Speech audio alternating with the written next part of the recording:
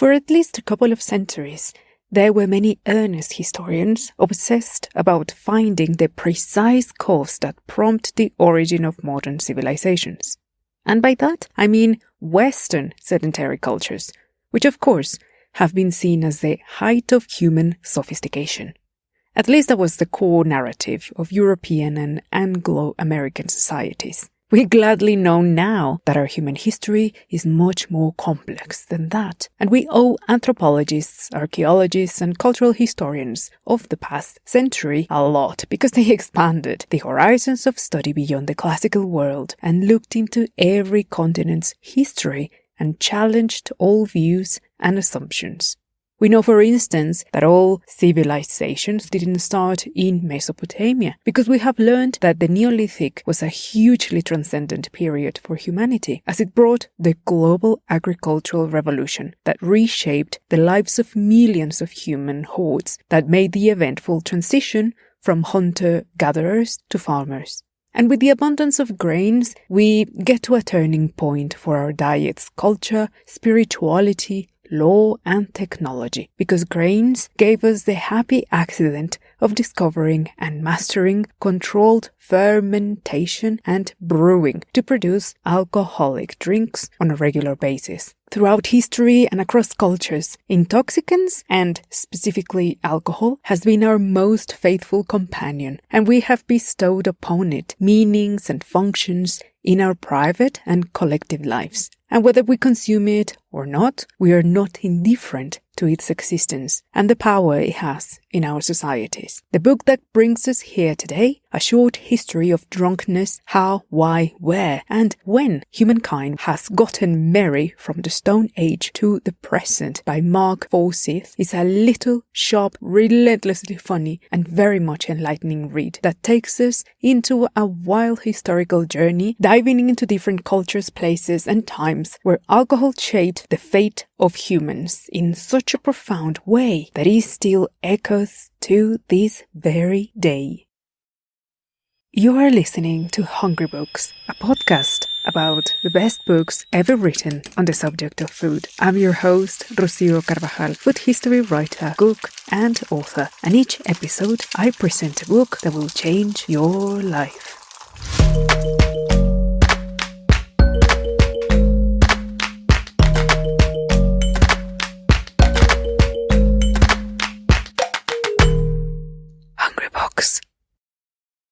Hello, hungry bookworms, and Happy New Year! As we're still picking up the pieces from 2020 and getting our bearings of this year, we are finally approaching the end of season 1 of this show, and it seems very fitting to start the year with a full glass. I am afraid I don't really know what drunkenness is.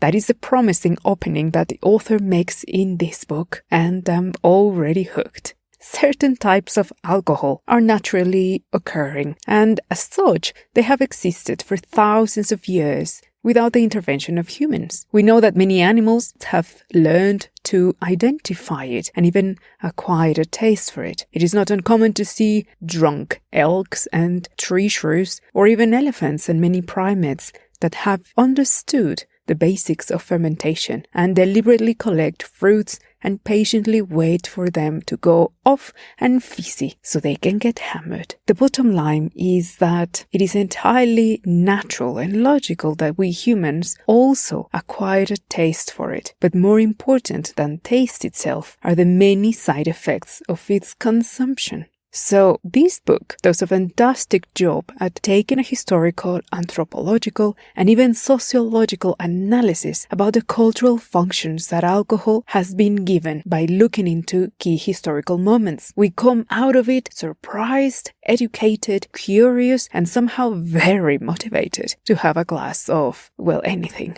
In the notes of this show, you will find a lot of links of all the things I will be talking about during this episode. And of course, you will find the details to contact me on social media and find more about my work. I don't want to keep you waiting any longer, so let's get on with the show.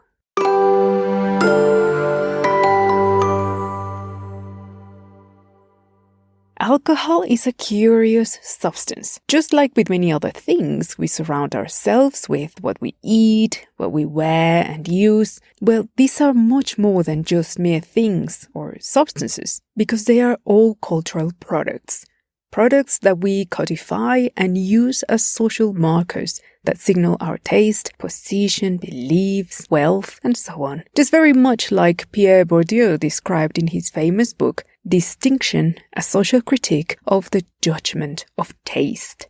Now, of course, you know that this will be a super boozy episode, so let's jump into what alcohol brings into our lives. Well, the active ingredient of all alcoholic drinks, as you know very well, is ethanol, and it acts exactly the same way in every alcoholic drink. But we convince ourselves that the effects of certain drinks in our minds and bodies are different, which I suppose is the ultimate testament of suggestion and cultural constructs. Yet, curiously, from a sociological and psychological point of view, we actually do tend to act different when we drink wine than when we drink beer. And people will even have a completely different attitude towards vodka than the one they have for moonshine. The ritualized use of alcohol occurred pretty quickly for the first farming humans of the Neolithic. They linked intoxication with a trance-like liminal state that allowed them to experience the world in such different and intense ways that sobriety just couldn't provide. And we can assume that they became so fascinated with alcohol's effects that it made it a very popular substance. Hence, the need to create and establish rules became a defining factor in the shaping of cultures that anthropologists call dry and wet. Dry cultures, we are told, are the ones where people are very cautious about alcohol and have very strict rules around its consumption. But when it is allowed, they drink it like it's going out of fashion. Wet cultures, on the other hand, are very relaxed about everyday drinking, and they have built positive associations around it, but very rarely drink themselves to oblivion. I'm telling you this very important distinction now because I will be referencing it through my revision of this book, and it might bring some surprising revelations which will make you go, aha, and then many things will make sense.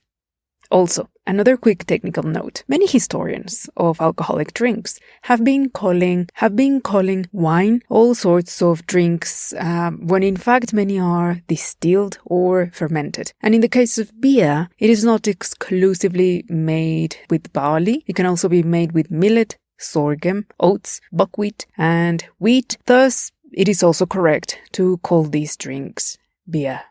And having said that, we set sail through the 18 chapters contained in this book that covers thousands of years of history from the Stone Age to Prohibition. Bear in mind that this is a short history of drunkenness. There's really a big effort behind the curation of each passage that attempt to explain big questions, such as where did people drink, who did people get drunk with, at what time did they drink, which were the rules around them, and who had the privilege of doing so, and many, many other questions.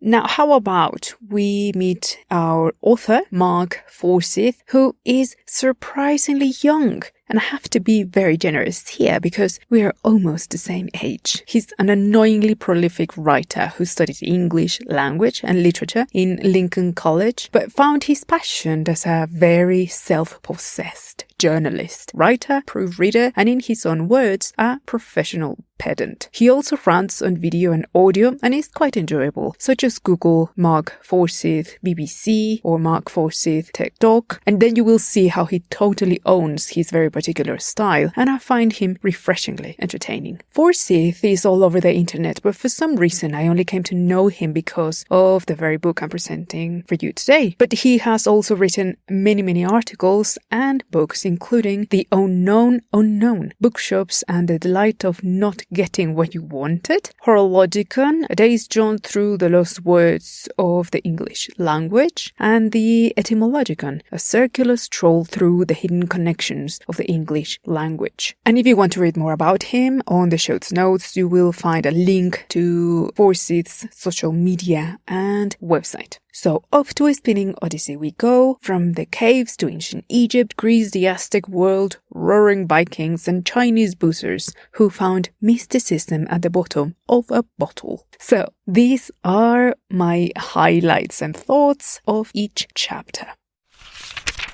Chapter number 1, Evolution. Forsyth is of the idea that we have evolved to drink, and we can thank our very distant hominid ancestors for it. Why did they take a second sip of some fermented pulp of bubbly semi-rotten juice or soaked grains? We shall never know. But the important thing is that they did, and then they went for more. At its most basic level, alcohol, Mark points out, has a lot of sugars, empty calories, we might call them now, but they might have led these ancestors of us to think of it as an acceptable thing to consume. And then the biggest lesson from this is mammals and early humans learned that alcohol was best consumed in groups. That led to a communal sensation of being hungry and hungover. Certainly, this was a consequence they thought it was very worth having.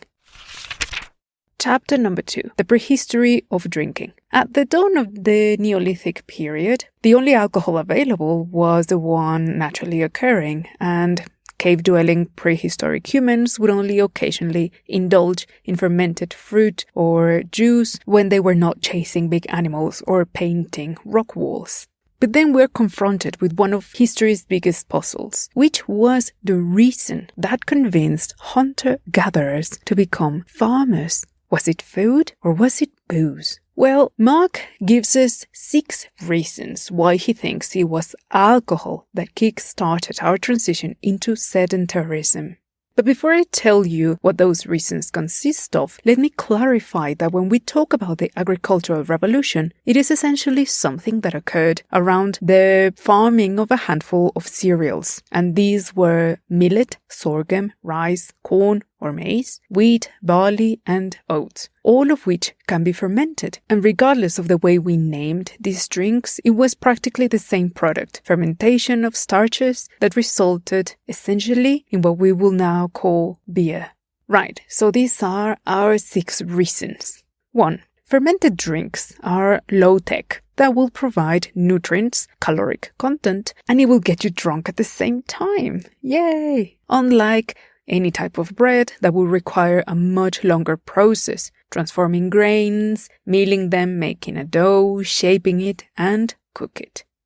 Second reason, fermented drinks like beer contain vitamins, namely vitamin B, and fermenting and drinking is much less risky than hunting, so it really had a great advantage. Number 3, naturally fermented foods are more complex and nutritious than bread. Any bread. And it has multiple benefits for our digestive and immune systems. Not that prehistoric people knew about this, but maybe they felt the effect. Number 4. Fermented drinks can be stored for longer periods of time, unlike bread. Number 5. The alcohol in fermented drinks purifies the water that was used to make it, making it a much safer liquid to drink. Now, of course, you can see that random sources of water wouldn't really be a risk for hunter-gatherers because they were pretty much pooing as they were moving along. But for permanent settlements, hygiene and contamination was always an issue. And last, the side effects of consuming alcohol is what sealed the deal, meaning there was enough cultural drive to value this drink, its nutritious effects and side effects of drunkenness as a good thing. So according to Forsyth, we invented farming because we wanted to get drunk on a regular basis. Chapter 3, Sumerian Bars. With farming came villages, and with villages came cities.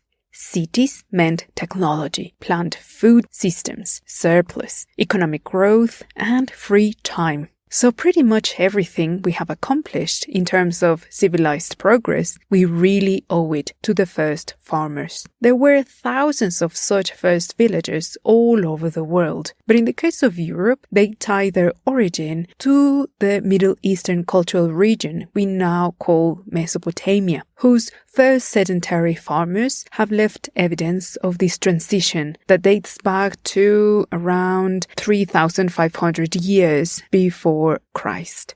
So it seems that once humans mastered written communication with cuneiform, which is the one that looks like triangles, the first thing that people wrote about was alcohol. And there is a staggering amount of archaeological evidence to make very clear that beer was important to them. And we can confidently say that Sumerians, and by extent all Mesopotamian folk, were wet cultures. Farmers drank, merchants drank, kings and priests drank. And they had a very robust menu that included barley beer, emmer wheat beer, brown beer, dark beer, light beer, red beer, sweet beer, beer with honey and all sorts of spiced brews. Also, beer mixed with wine and filtered beer. Not bad for an early start.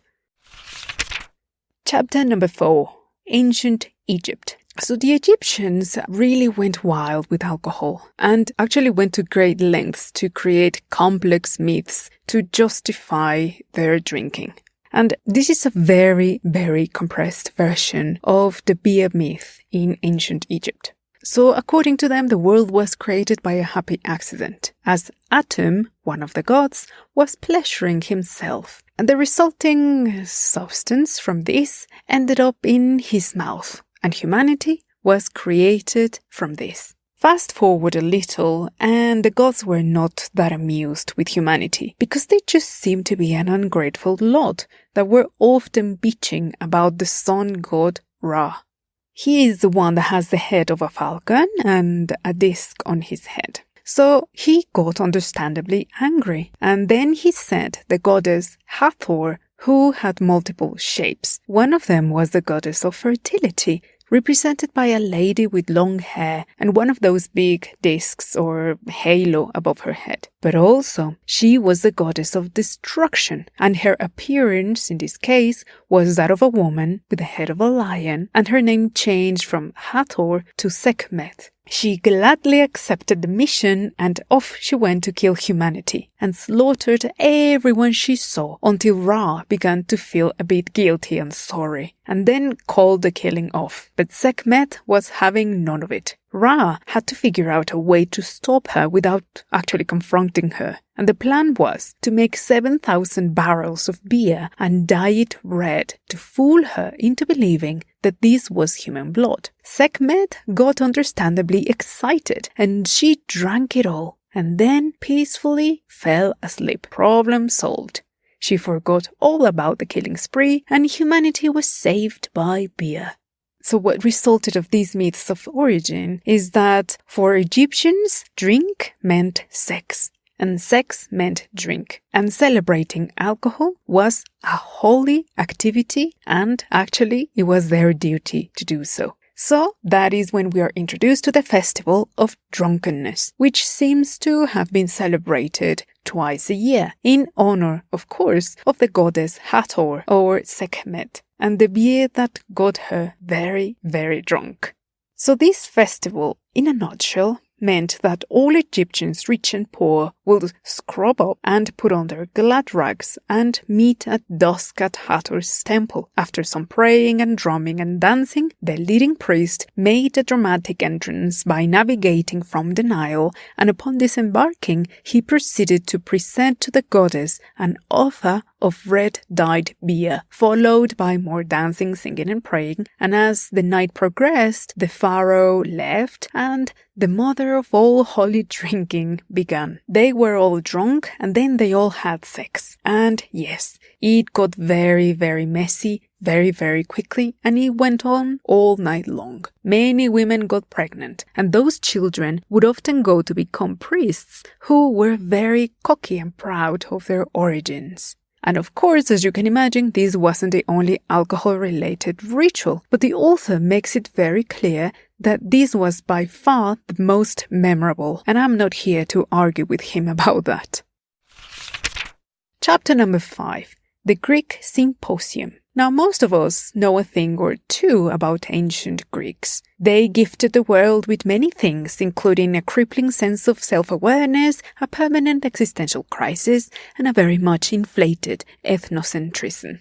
While the Greeks frowned upon beer, they drank wine, and loads of it, but always watered down. And as we're quickly reminded, they have always made things needlessly complicated.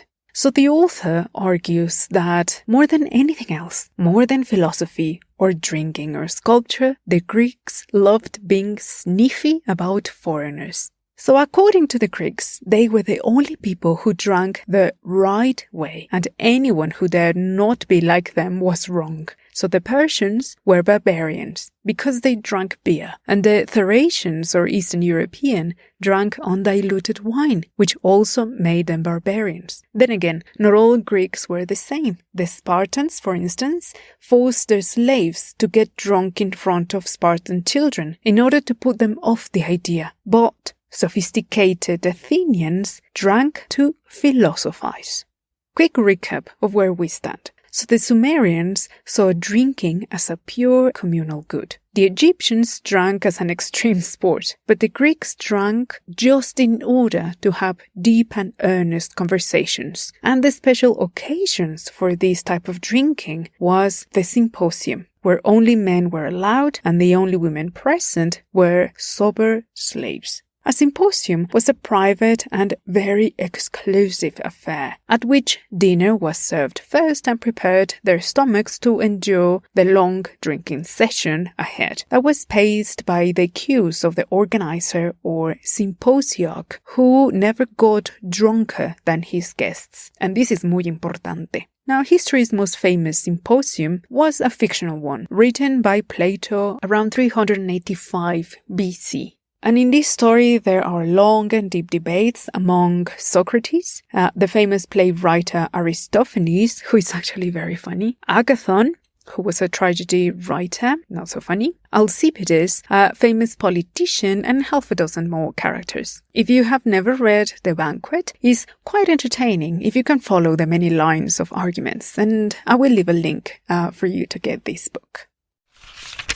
Chapter number 6. Ancient Chinese Drinking. Now, I have to say that before reading this book, my only knowledge of alcohol in Chinese culture was a little book of poems I was gifted many years ago by Li Bai, also known as Li Bo, who was born in 1701 during the Tang Empire and is pretty much the defining author of the golden age of Chinese poetry. The important thing is that Li Bai loved two things: writing poetry about drinking and getting drunk. He was really what we now recognize as a bon vivant, writing about hedonistic pleasures. Now, our author focuses on one specific drink made with rice, but I feel bound to tell you that it is very well known, thanks to many archaeological evidence, that beer has been around in Chinese culture for many thousands of years. Now, remember I mentioned at the top of the episode that it is often the case that certain names of traditional drinks are translated into English as wine. Well, this is very much the case of China's rice wine. The presence of rice alcohol dates back to the Xia dynasty, specifically during the reign of Yu the Great. The drink in question was prepared by fermenting rice with mulberry leaves. While some emperors, we are told, had a real aversion to alcohol, specifically disorderly drunkenness, others were alarmingly fond of boozing and were worryingly relaxed about its regulation, or lack of it. And perhaps in Chinese history, there is more written about the rules than about the alcoholic drinks themselves, which tells us two things, as the author points out. One, that people drank in spite of regulations. Two, that many emperors saw this as a problem and took action for shaping their society from a wet culture into a dry culture. And there are many famous drinkers in Chinese history, but one that is particularly important is Confucius, who apparently was blessed with a very vigorous liver and could drink as much as he liked, and just like Socrates, he never got drunk. And that pretty much became a Chinese benchmark and role model of decorum. Forsyth tells us that the Israelites never thought of making beer and were not that enthusiastic about making wine in spite of living in the perfect vineyard country. What they had was a drink called sheikha, which was a sort of grappa wine, only that it was a very occasional luxury. Thanks to biblical texts, we have been led to believe that alcohol was so inconsequential for these people that there are no taverns mentioned in the Old Testament, which honestly doesn't really imply that people didn't drink, just that maybe they chose not to write about that. Anyways, we do know about a radical Jewish group known as the Nazarites, who never drank any wine or alcohol, and they also never had any haircuts, which seems an interesting way to achieve spiritual enlightenment. And you know one of these people, because there is one mentioned by name in the Old Testament, and that is Samson. And we know how the story goes and what his kryptonite was. And then we get to Jesus, the son of a teenage girl and a dove, who started his career by dropping 120 gallons of booze to sort out a pair of newlyweds in Cana. And that pretty much sets the tune for early Christians, because wine instantly became a good thing. It was good for drinking, good for blessing, and certainly good for celebrating. It should be pointed out here that turning water into wine was a reasonably well-known miracle in the ancient world. But to make a very long story short, let's say that throughout history, Christians might have had conflicting relationships with alcohol, but they certainly never went completely teetotal. At least the Catholic branch never did. And alcohol, specifically wine, remained at the center of its most holy ritual of transubstantiation during the Eucharist, which remains pretty much unaltered to our days. Chapter 8. The Roman Convivium. And so we get to ancient Rome, that at some point became a slightly vulgar version of the Greek culture, imitating many aspects of it. But in fact, drunkenness itself was frowned upon, at least for some centuries. A very telling Roman proverb that the author provides us with says, 3 things are bad: night, women, and wine. And they were actually quite militant about it, until they became an empire, and then everything changed. Drinking became a power move inflicted upon others in their distorted version of the Greek Symposium, known to the Romans as Convivium, which was anything but a gathering to have philosophical thoughts. And this is how it worked. So those invited to a convivium were mere pawns in a humiliating spectacle, where they were forced to bow to their host and to have their own place and status rubbed on their faces, and forced to do the same to others below them. You know, a normal corporate dinner. And it's perhaps then the author ponders when the famous Italian snobbery about wines got started. Because above all, conviviums were about ostentation and bragging about how expensive, how old, how unique their wine was. So really, some things don't seem to change that much. Chapter 9. The Dark Ages. Another quick recap. The Middle Ages is a 1,000-year period between the ancient world and the Renaissance, and it begins with the fall of the Roman Empire. The medieval period took place in Europe, and it's also called the Dark Ages simply because there were so little written documents made during this time. The author is very quick to tell us that while the Roman Empire disappeared, wine didn't. And following tradition, the barbarians, who contributed to the destruction of the empire, did just as the Romans when they conquered ancient Greece and adopted quite a few of their traditions, including a taste for wine. And not only that, but hundreds of years later, wine, along with beer, became the backbone of the monastic entrepreneurial culture that helped maintain and grow the knowledge, technology, and consumption of wine and beer to our days. In Chapter 10, Drinking in the Middle East, we learn that the cultures that flourished in the Middle East have always had a very complicated and confusing relationship with alcohol that persists to our days. Forsyth tells us that according to the Quran, paradise contains whole rivers of wine. Surah 47:15 specifically says, "Rivers of wine delicious to those who drink, and rivers of purified honey in which they will have all kinds of fruits and forgiveness from their Lord." And further on Surah 83 says that the Quran promises that good Muslims will be rewarded with seal flasks of wine. Now, it all sounds enticingly good. In fact, a bit too good, because we know that just as they seem alarmingly enthusiastic about the prospect of eternal drunkenness, they were radically intolerant to drinking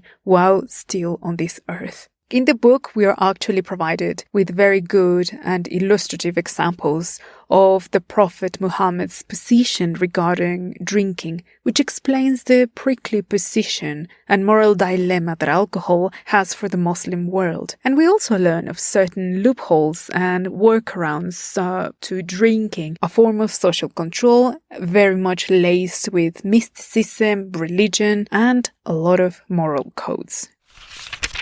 Which of course is radically different to what we find in chapter 11 when we learn about the Viking stumble. For rowdy Vikings, there were a few things better than sailing rough waves, pillaging or battling, and that was getting drunk. So alcohol itself was pretty much a religion ruled by Odin, who drank wine and loads of it. Alcohol was much more than social lubricant for the Vikings, because it was part of the cultural tissue and was present in every aspect of their lives. But as the author tells us, there were 3 different types of alcohol, and each of them had a different function. So of course we are reminded that wine wasn't produced in Scandinavia, of course, because it is no place for delicate grapes to grow. So they obtained wine by means of trade and invasion. The other drink was mead, very famous, which is made by fermenting honey. But understandably, for the binge drinking standards of Vikings, many bees and a lot of honey are needed to keep them drunk day in and day out. So it is a myth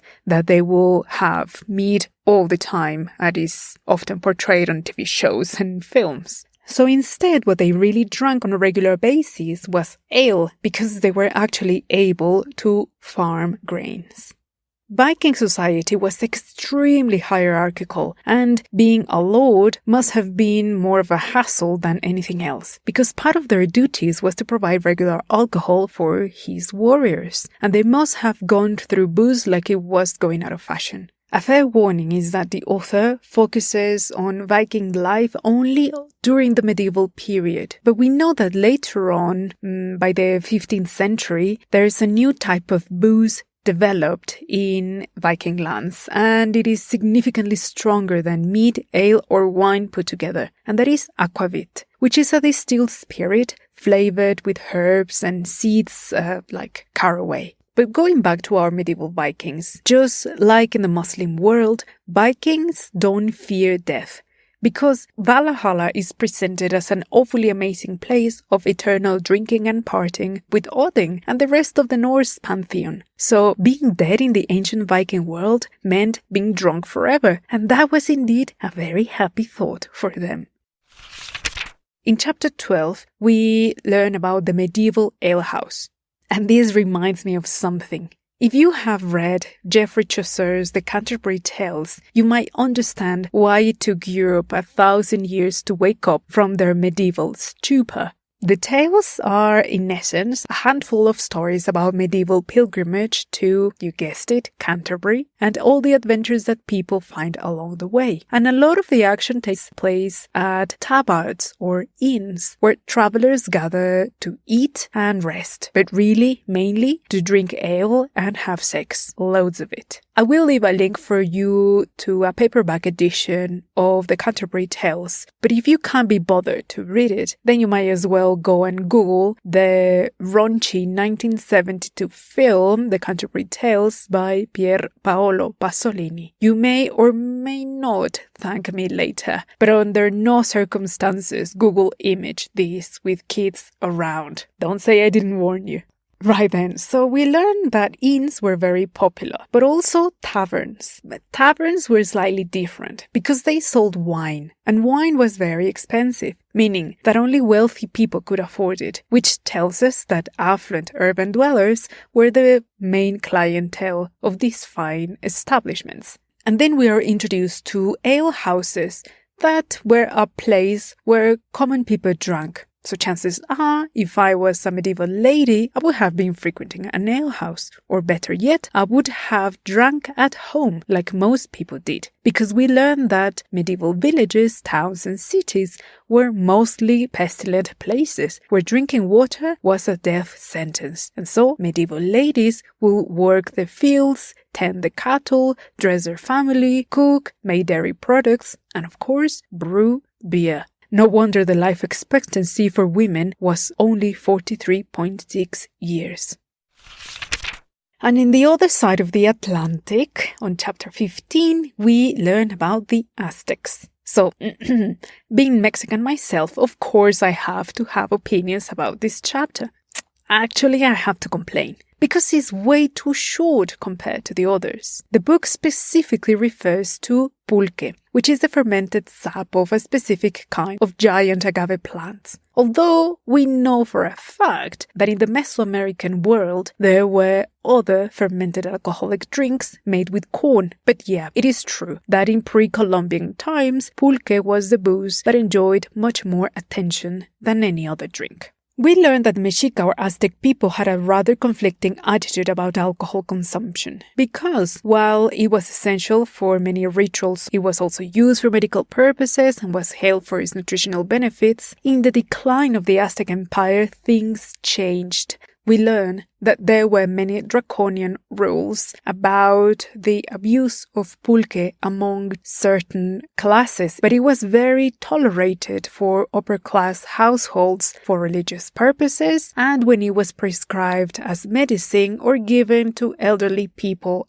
The Mexica was a polytheist culture, so it seems fitting that they had a deity for booze.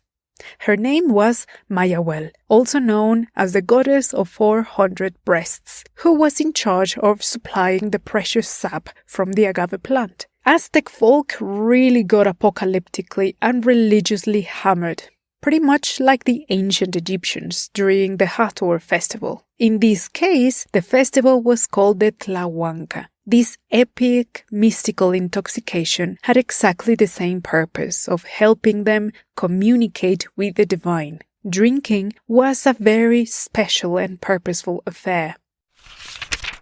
In exchange, the author talks a lot about the Gene Craze in chapter 14. And we are introduced to Madame Geneva, who had no connection whatsoever to Switzerland. The word Geneva comes from the French genre, meaning juniper, which is the most loved flavoring for the spirit that inherited its name, gin. I need to clarify that the so-called Madame Geneva is an euphemism for gin. And if you want to read more about it, then I recommend an article published by the Copenhagen Distillery by Jeffrey Stratton. You can look for the link on the show's notes. So the term Madame Geneva is used to refer to the dark period known as the Gene Craze in the 18th century in England. And perhaps you have seen the horrific but masterful engraving by William Hogarth called Jean Lane, which he designed in 1751, and pretty much exemplifies the debacle and moral decay, although in a rather apocalyptic and exaggerated fashion. Anyway, Forsyth goes on to present a series of very helpful questions that guide his inquiries for writing this section. So the questions are, when was distilling invented? And when did people start mass-producing distilled alcohol? We are told that ancient Greeks had been distilling substances for more than 2,000 years, but they never distilled alcohol, only purified water. North African Arab chemists also used distilling, but it wasn't until the 15th century, that is the 1400s, when distilled alcohol is mentioned in books but referenced as a medicine. So according to the author, there are 4 reasons why the English developed a passion for gin. King William III was Dutch, and he was a gin lover. Also, the drink was very popular in the army, mainly because most of the soldiers were Dutch, and gin was seen as a bravery-inducing drink. It became a great way to use the surplus grain when harvests were generous, and by the 1700s, London became the world's capital of gin. And here we are reminded that there is nothing more dangerous than a new drug, because the culture around its consumption had not yet developed, and drinking was out of control. By 1729, the first tax was applied to the spirit with the Gin Act, and soon after, in 1736, gin sellers were for the first time required to have a license to sell. From that moment onwards, taxes on gin were slowly but surely steadily increased, and with that the consumption began to fall, helped also by a series of bad harvests. Chapter 15. Australia.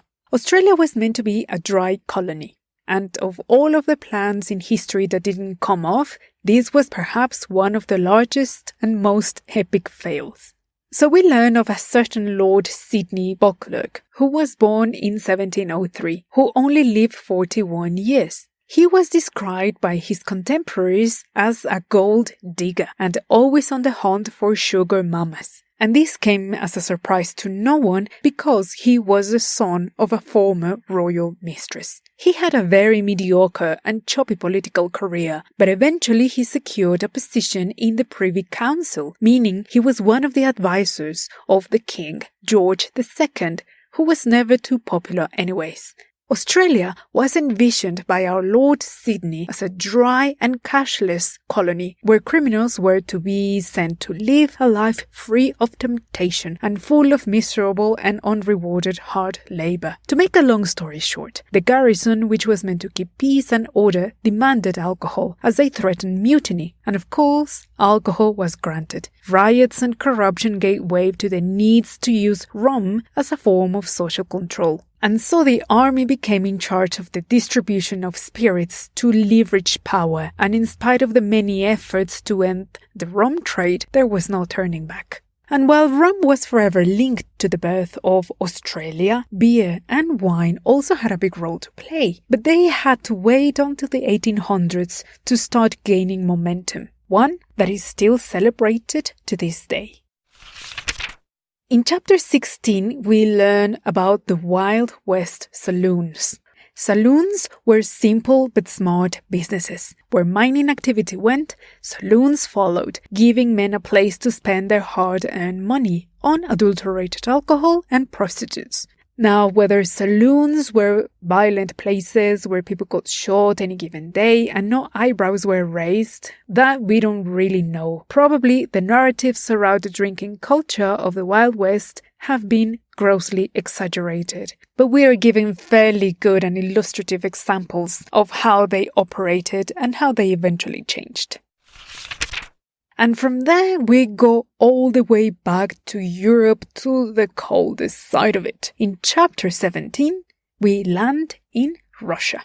The beginning of the 20th century was pretty eventful for Russia, and mostly full of drama, war, famines, and power-crazed leaders. We learned that the endless debates about the events that led to Tsar Nicholas's downfall can have two versions. One says that the prohibition of vodka was the beginning of the end. Others say that it was the last drop that pushed an otherwise starved and angry population to a violent uprising that put a final end to the empire's excesses. Whichever version might be true, what remains is that vodka had everything to do with it. Nicholas II was anything but a bright politician, always doubting his decisions and struggling to get rid of the suffocating shadow of his father's legacy. And certainly one of his lower points was deciding to cut off the state's main income by banning alcohol, and with it drawing the taxes that came with it. Depriving an already aggravated society from the only source of twisted comfort was a very bad idea, Poor people were struggling to even put food on the table, while the upper class rubbed their privilege on their faces. And to add insult to injury, vodka was still allowed to be served at expensive restaurants. To make a long story short, we know how the Russian Revolution ended, but it is fair to say that Russians, and by extent all Slavic nations, have historically been very fond of drinking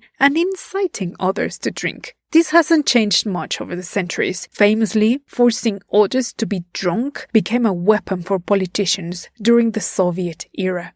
The author closes this chapter with a troubling thought that the average man in modern-day Russia drinks half a bottle of vodka a day. Oh, what the hell. Zavaje za zdrovye. And last, we get to chapter 18, which is all about prohibition. To me, this has always been a very confusing period, very much damped by the noise of pop culture and Hollywood distortions. At least we can all agree that prohibition occurred in the 1920s in America, and that it was confusing, politicized, and gave occasion for organized crime to run illegal alcohol trafficking operations. It is the author's position that prohibition wasn't born out of a wave of Puritanism, but rather feminism, that made it loud and clear that women were sick and tired of being relegated, shushed, and disenfranchised. Sobriety actually became an unforeseen consequence of all this. It all stems back to the moral wasteland that were saloons, and how they became the undisputed recipients for their husbands' hard-earned money, and presumably also led to a fair amount of domestic violence. And housewives wanted to put an end to it all. They also took to the polls in the big political awakening of the American females, as the author describes, and this was accompanied by the Christian Temperance Union that was formed in 1873. Things get pretty complicated during Prohibition, and there are many other pressure groups that joined in that resulted in the famous 18th Amendment. We are not giving a lot of details about this legal move, but I did some digging around. What I found is that this amendment of the Constitution was proposed by Congress on December 18, 1917, and it was enforced until December 6, 1933, after it was repealed. This was a fast and loose amendment because it was as vague as it could possibly be, leaving us to think that it was always meant to be temporary, or at least that it gave room to operate on the grey side of the law. While it is clear enough that it's banning alcoholic beverages, it specifically says intoxicating liqueurs, so that pretty much leaves out brewed and fermented drinks. Anyway, the chapter goes on to tell us about the story of speakeasies, violence, and gangs, but I was very much more interested in the unforeseen consequences it brought for the popularization of Italian food. People started selling alcohol from their living rooms. They were also making food for the people that came to drink and socialize, and one thing led to another. If you want to know more about Italians in America and the rise of their food, then I suggest you go and listen to episode number 4 of this podcast, in which I feature John Dickey's book Delizia, the epic story of the Italians and their food.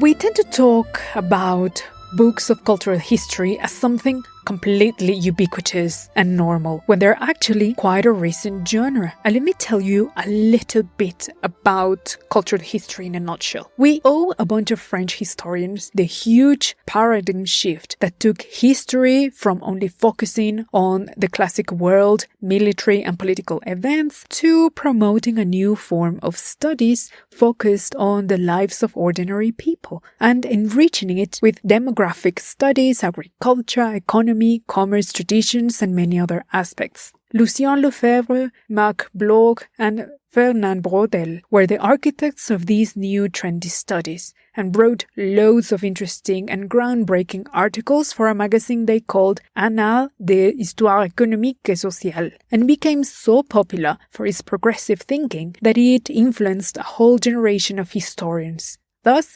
creating a school of thought known as the Annals School. If you want to read more about this, then I recommend you read the book The Annals School and Intellectual History. So, let's get straight to the 5 reasons why I think you should give yourself the gift of reading this book.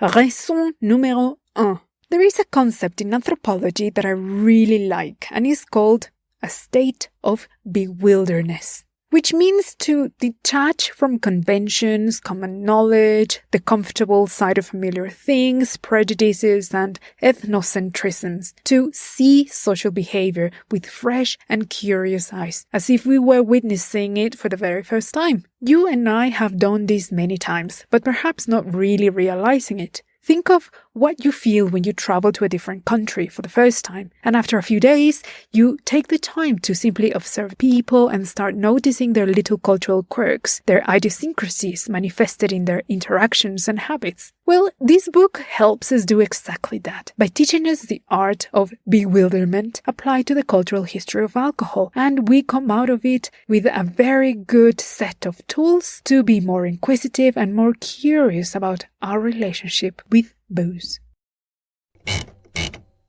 Motivo numero 2.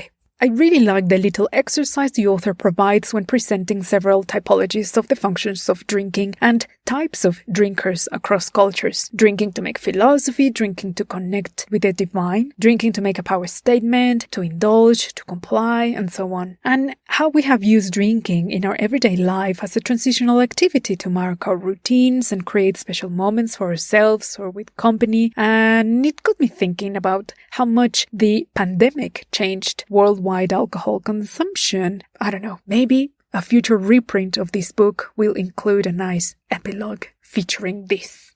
Grund nummer 3. For American psychologist and philosopher William James, alcohol created this cultural paradigm. While sobriety constrains, discriminates, and says no, drunkenness, on the other hand, expands, unites, and says yes. And that is really at the heart of our relationship with all intoxicants, including alcohol. And the author does a fantastic job at illustrating how humanity has negotiated sobriety and intoxication, and in doing so, we have created rules, meanings, and practices that have inspired all sorts of cultural expressions that help explain why we drink the way we do, and why some people don't even drink at all. Razão número 4.